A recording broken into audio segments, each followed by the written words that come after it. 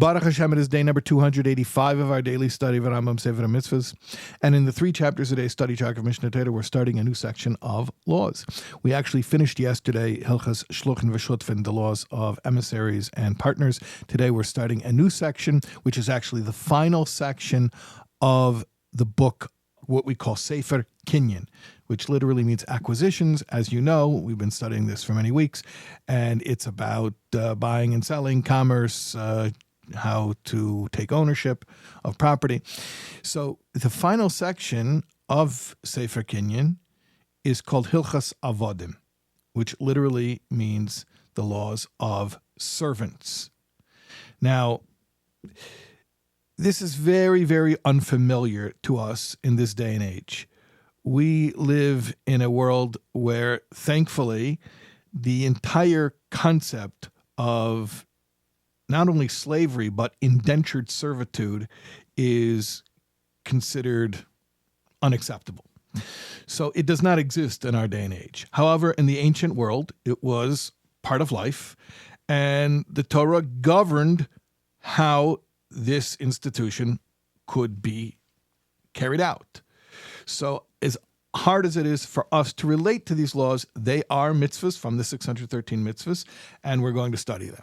Okay, so here we go, the laws of Hilchas Avodim, the laws of servants.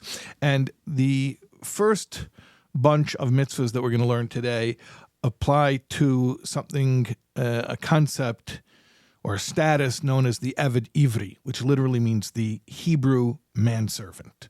So let's go through this. Positive Commandment 232 is the mitzvah to follow the Torah's laws regarding the Eved Ivri, regarding the Hebrew manservant.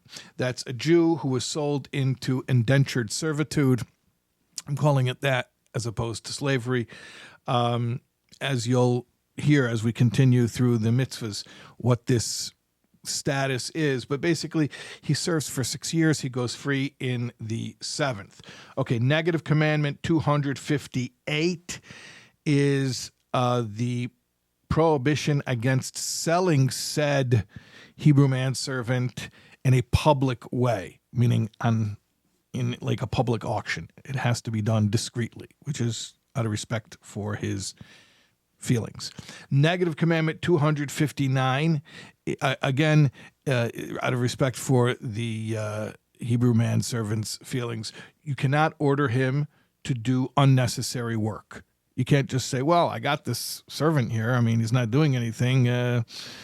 Just give him some stuff to do, even though I don't need to do it. The example they say is, don't tell him, go heat up some water for me, and you don't even need it. You just want to keep him busy. You can't give him pointless work. Negative Commandment 257 is not to give him, I'll call it denigrating work or humiliating work. You have to give him regular tasks that are jobs. Just the only difference is he doesn't do his job and then get a paycheck and take it home and spend it however he wants. He is doing the job for the master, and the master is getting the benefit from the labor. Negative Commandment 260 is not to allow a ger toshav to force an Eved Ivri to do unnecessary work. Okay, I used Hebrew terms because translating it is not that helpful.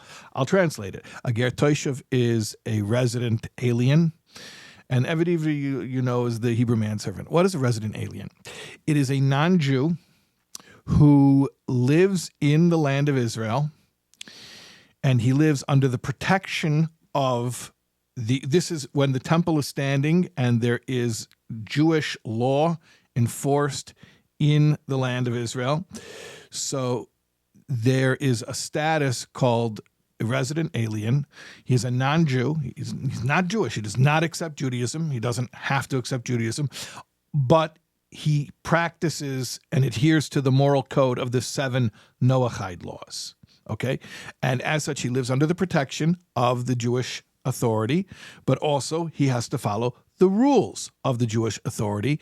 And one of the things is it's a mitzvah for us, for the Jews, not to allow a ger toshav to force an Eved Ivri to do humiliating labor. In other words, not only a Jew is not allowed to force an Eved Ivri to do humiliating labor, but a Jew is not allowed to allow a resident alien, a non-Jewish resident alien, to force a Hebrew manservant to do humiliating labor.